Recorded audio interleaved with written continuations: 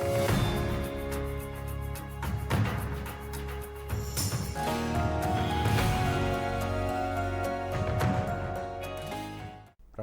नमस्कार। बहुत स्वागत है उस कार्यक्रम में आपका जिसका नाम है हे प्रभु आनंददाता, और उसके एक और नए एपिसोड में, यानी ये कार्यक्रम आप पहली बार देख रहे हैं, आपका स्वागत है।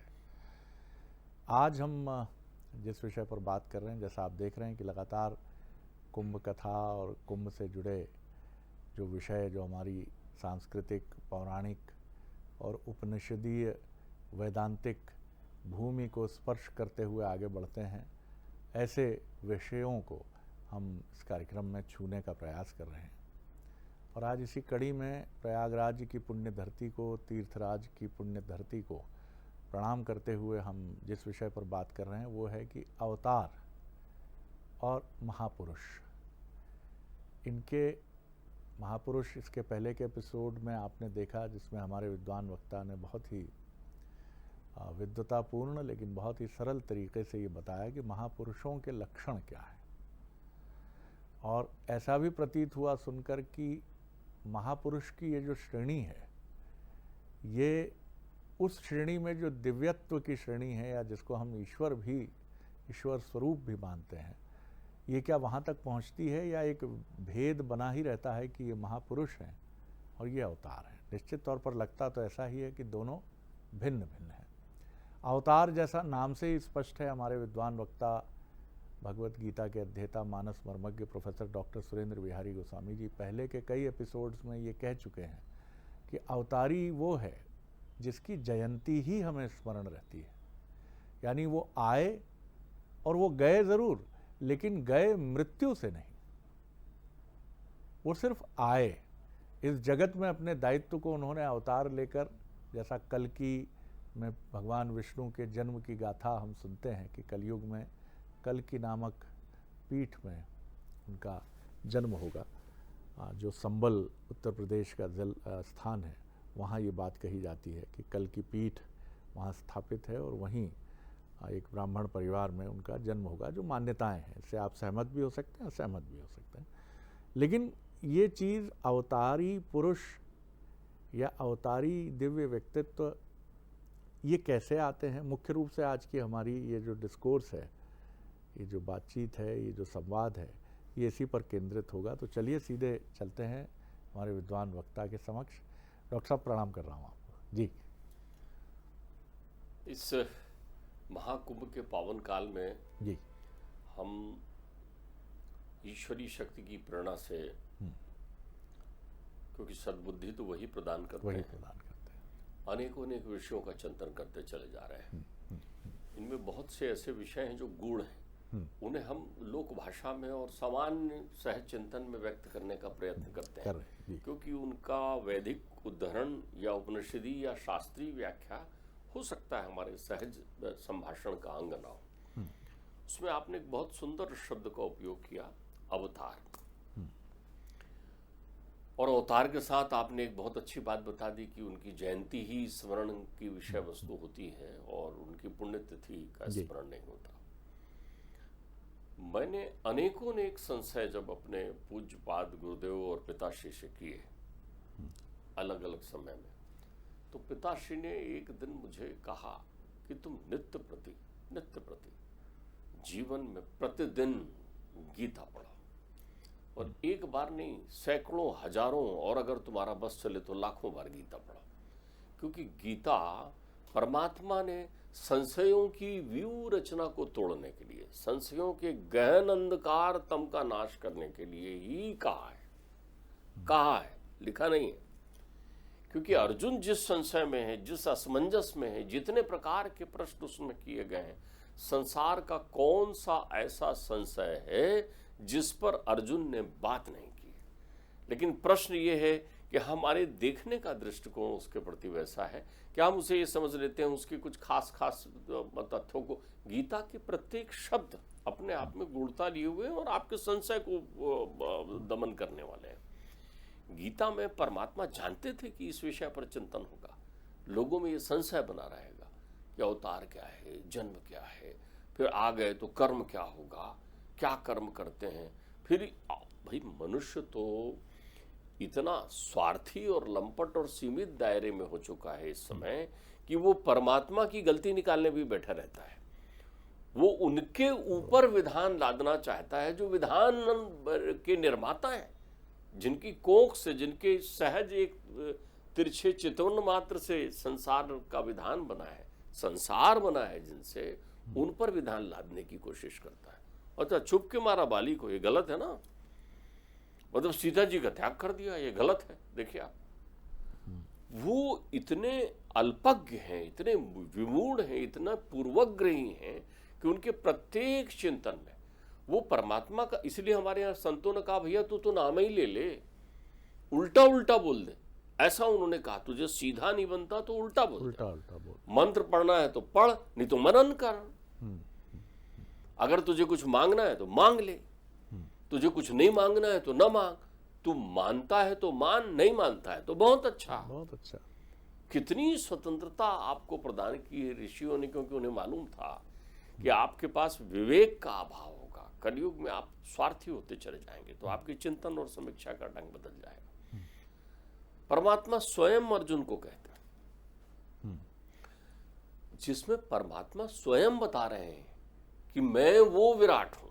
अब आप देखिए, यहां एक चिंतन समझने की जरूरत है, अपने किसी बात को समझ। राम या कृष्ण को आपने कैसे जाना? कोई राम है, कोई कृष्ण है, या आपने कैसे जाना? उन्हीं वेद शास्त्र पुराण और उपनिषदों से तो जाना, उन्हीं ऋषियों के पढ़ने के बाद तो जाना ना, क्योंकि आपके सामने तो हुए नहीं। आपने उनसे ही जाना ना, तो उनके संदर्भ में वहीं से जानो ना। अपने मन से क्यों तर्क वितर्क कर रहे हो? ठीक बात। जिन्होंने तुमको बताया है, जिनसे तुमने जाना है, उन्हीं वेद से जाकर पूछो। ब्रह्म कौन है, सृष्टि क्या है, अवतार क्या है, उनसे ही पूछो। उनसे ही पूछो। तो उन्होंने इसकी संपुष्टि के लिए बड़ी सुंदर बात कही उसमें। वो कहते हैं, जन्म कर्म में दिव्यम, जन्म कर्म, मेरा जन्म और कर्म दिव्य है, मेरा जन्म और कर्म दिव्य है।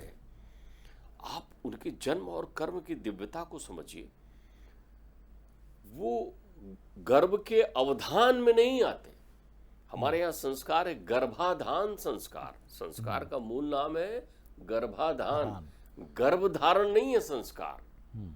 प्रभु तो गर्भ को धारण करते हैं, या प्रभु धारण की अनुभूति देते हैं गर्भ में, अवधानित नहीं होते। बहुत सुंदर बात, वाह। आप तथ्य समझिए, मतलब एक बहुत सीधी सी बात है कि उनको एक अनुभूति होती है कि परमात्मा गर्भ में आए हैं, गर्भ को, मेरे गर्भ को धारण किया है परमात्मा ने। मैंने परमात्मा को धारण नहीं किया है, मेरे गर्भ को परमात्मा ने धारण किया है। दूसरा, आप एक बात समझें कि जिनके जन्म के आप जन्म जन्म कह देते हैं, अवतार तो कहते नहीं।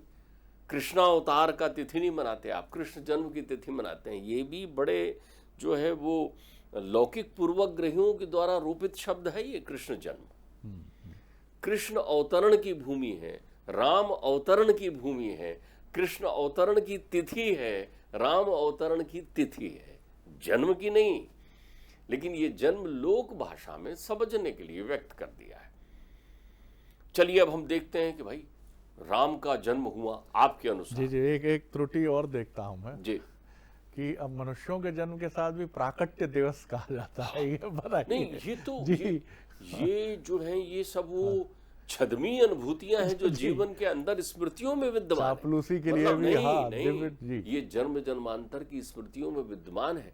आपने कभी किसी जन्म में संकल्प लिया था कि मैं ऐसे कर्म करूंगा कि मैं भी प्राकट्य को प्राप्त होऊंगा, लेकिन आपके कर्म ऐसे नहीं हुए, आप देवत्व को नहीं प्राप्त कर पाए, आप दिव्य नहीं हो पाए। तो स्मृतियां तो है ना, तो उन स्मृतियों के कारण वैसे ही कि जैसे आप राजा नहीं है, लेकिन राजा के वेशभूषा में फोटो तो खिंचा सकते हैं, तो घर में रख तो सकते हैं। आप पढ़े लिखे तो नहीं है, लेकिन आपने कोट टाई लगा करके एक फोटो खिंचा लिया आपने, तो कम से कम वो फोटो आपको एक भास तो दे रहा है, आभास तो दे रहा है। तो आप ऐसा कर लीजिए, अलंकरण, उसमें कोई बात नहीं।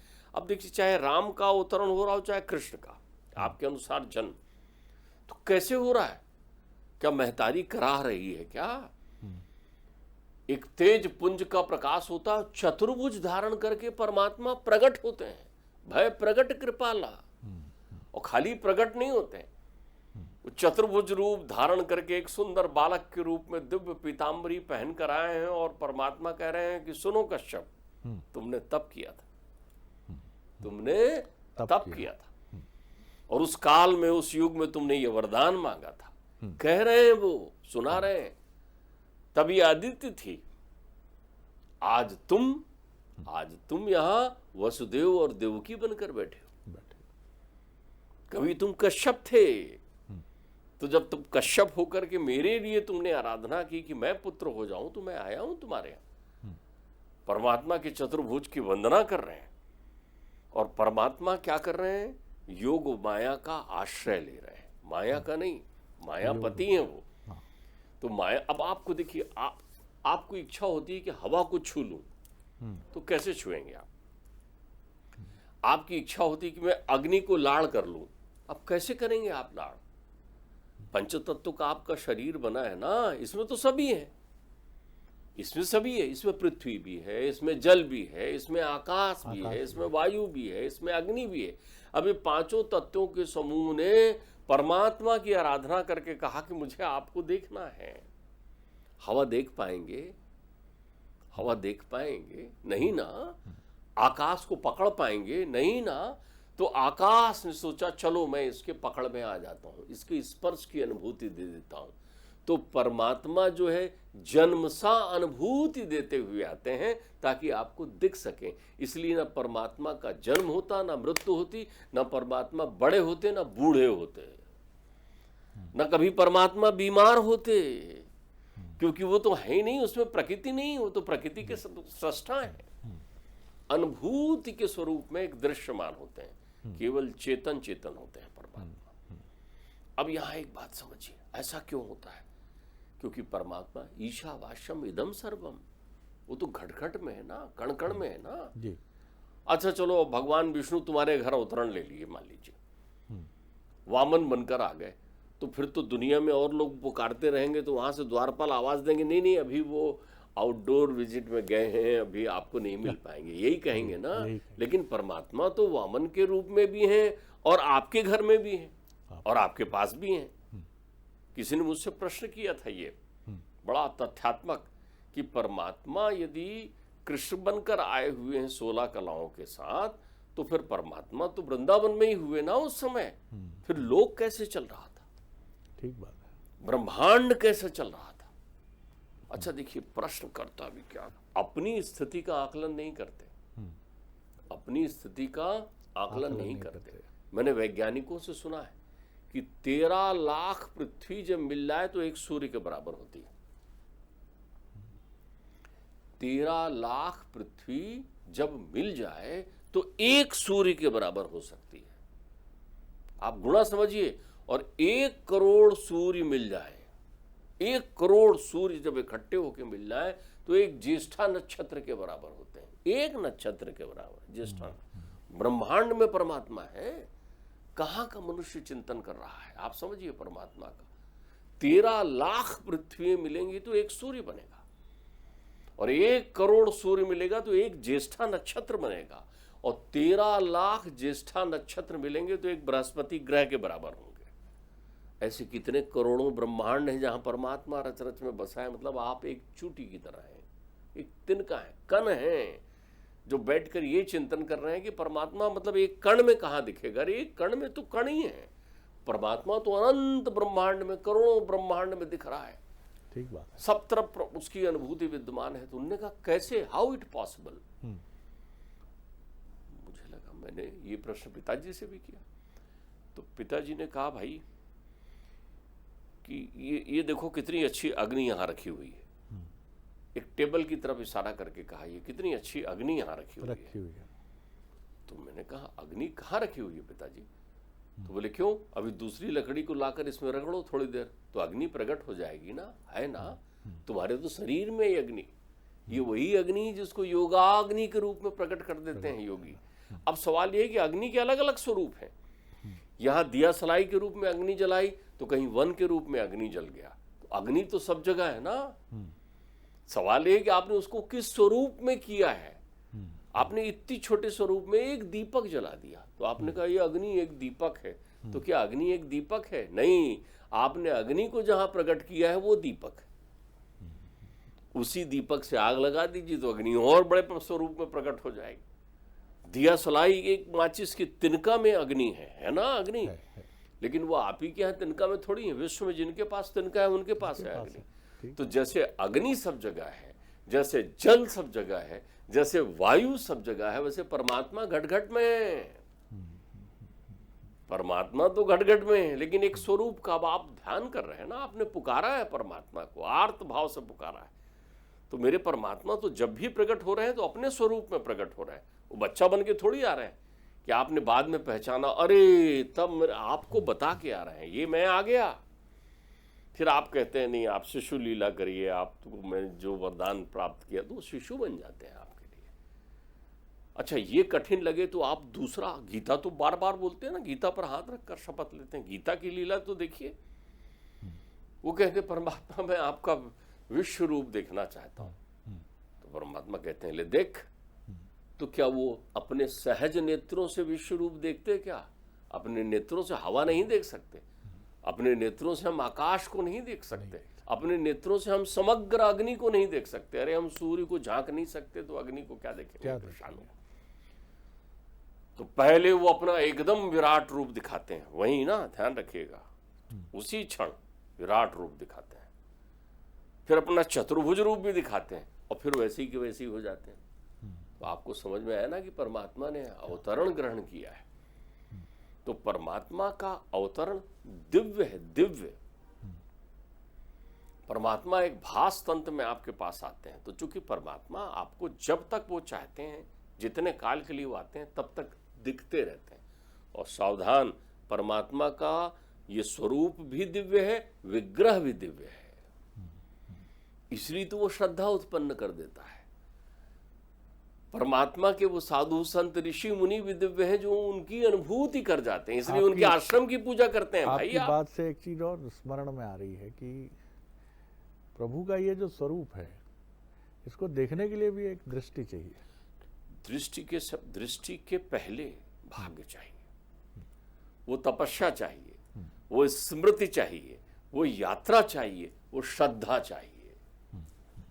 नहीं तो आप उससे कह दूंगा दृष्टि चाहिए तो कल के दिन। एक तरफ हम देखते हैं कि प्रभु श्री राम को मनुष्य मानने वालों की श्रृंखला की कमी नहीं है, अपनी ही अयोध्या में आक्षेपित होते हैं।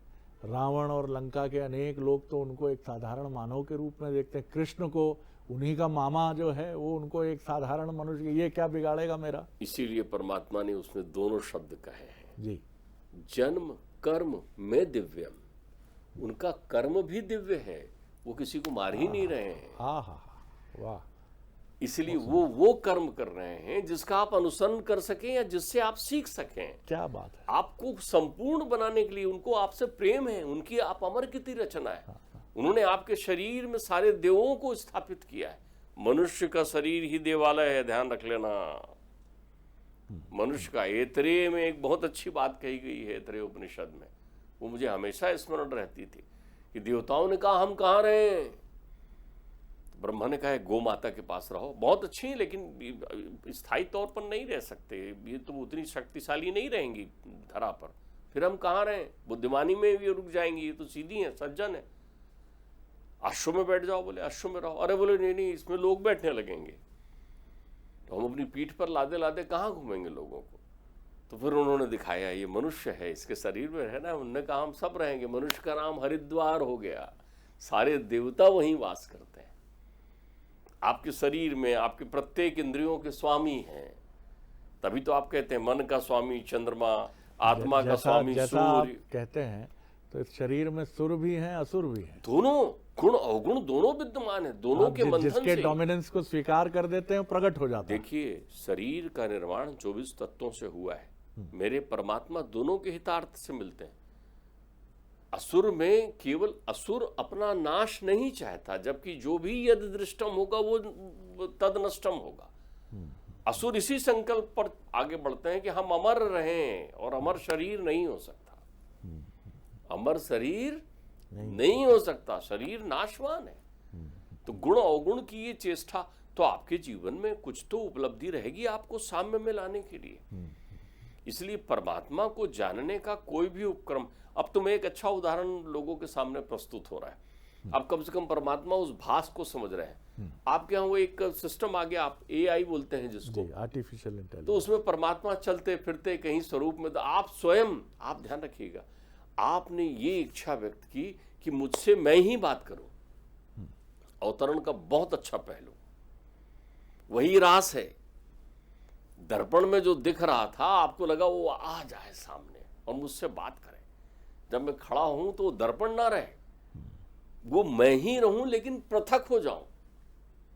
चित्ती विश्राम तिष्ठति, मतलब मेरी आत्मा जो मेरी ही है, जो सोहम ही है, लेकिन वो मुझसे वार्तालाप करे सामने प्रत्यक्ष होकर। तो तुम्हारी आत्मा जिससे बनी हो उसने अपना स्वरूप सामने धारण कर लिया तुम्हारे लिए। तो वो आत्मा जब बहिरंग में स्वरूप स्थापित हो गई तो वो परमात्मा हो गई, और अंतरंग में आ गई तो वो आत्मा हो गई, और जब वो आत्मा मिल गई उसमें जाकर तो वो पूर्ण ब्रह्म हो गया। बहुत सुंदर डॉक्टर, अद्भुत है। तो देखिए, ये हरिद्वार है आपका, हमारा शरीर, देवताओं का वास है इसमें, और जो अवतारी हैं उनका प्राकट्य होता है, प्रकट होते हैं। न जन्मना है उनका और न ही मृत्यु धर्मा उनका स्वभाव या चरित्र है। अब ये भी सवाल है कि प्राकट्य की वजह क्या है, तो डॉक्टर साहब ने बहुत सुंदर उसका हमें हल दिया है, उत्तर दिया है कि वो दरअसल एक संविधान जैसा किसी देश के लिए होता है, वैसे वो मनुष्यता के लिए एक संविधान निर्मित करने के लिए आते हैं कि ऐसा आचरण रहेगा, ऐसा भरत और राम जैसा प्रेम रहेगा तो तुम्हारे घर में हमेशा मंगलाचरण होगा, हमेशा मंगल गान होगा। और अगर रावण की तरह आचरण होगा कि तुम अपने भाइयों को या तो मृत्यु की तरफ धकेलोगे, या जो ज्ञान और भक्ति का मार्ग दिखाने की कोशिश कर रहा है जिसका नाम विभीषण है, तो उसकी छाती पर तुम अपने पैर से प्रहार करके अपमानित करके निकालोगे, तो लंका सोने की और कितने बलशालियों की क्यों ना हो, जलकर नष्ट होना ही उसका भवितव्य है। कितनी सुंदर बात है कि आने का प्रयोजन हमारे लिए एक मार्ग निर्देशिका तय करने का। आज की मर्यादा पुरुषोत्तम क्यों है राम? इसीलिए ना कि उन्होंने बताया कि आदर्श परिवार क्या है, पत्नी के साथ आपके संबंध कैसे हों, पिता की आज्ञा आपके लिए कितनी महत्वपूर्ण हो। जो माता आपकी भले ही बायोलॉजिकल जैविक माता नहीं है, लेकिन वो भी अगर कह दें तो कैसे, आहा माँ आपने मुझे वन आरण्य का, यही हमारे डॉक्टर साहब ने हमें कहा कि वन आरण्य का आपने मुझे राज्य सौंप दिया माँ, कितनी दिव्यता है माँ आप में, आहा मैं तो कहाँ अयोध्या का नरेश होने जा रहा था, तो आपने वन आरण्य का मुझे नरेश बना दिया। कि ये आज भी ऐसे लोग हैं जो भले ही उस स्तर पर ना हो, लेकिन वो आज भी किसी कटु बात को कहते हैं, पिताजी आपने कहा है मैं सारी संपत्ति छोटे भाई के नाम कर दूंगा, आप प्रसन्न रहिए माताजी, आपके सारे गहने जो है छोटे भाई और उनकी बेटियों के लिए रहेंगे, माँ आप खुश रहिए, मुझे आपसे प्रसन्नता चाहिए। आंखें लरचती हैं, आंखों में आंसू आते हैं, शब्द लरचते हैं, लेकिन ये राम ही तो हैं जो हमें ये बता गए करने के लिए। डॉक्टर साहब के साथ जब भी बैठते हैं, दिन भर की कई बार थकान होती है, बहुत सारा दुनियावी चिंतन होता है, राजनीतिक खबरें हैं, मैं खुद राजनीतिक बहस मुबाहिसों का हिस्सा होता हूँ, लेकिन जब यहाँ बैठता हूँ तो थोड़ी देर के लिए एक अलग दुनिया में चला जाता हूँ। प्रणाम है डॉक्टर साहब आपको। अगले एपिसोड में एक और विषय लेकर उपस्थित होंगे। प्रणाम, नमस्कार।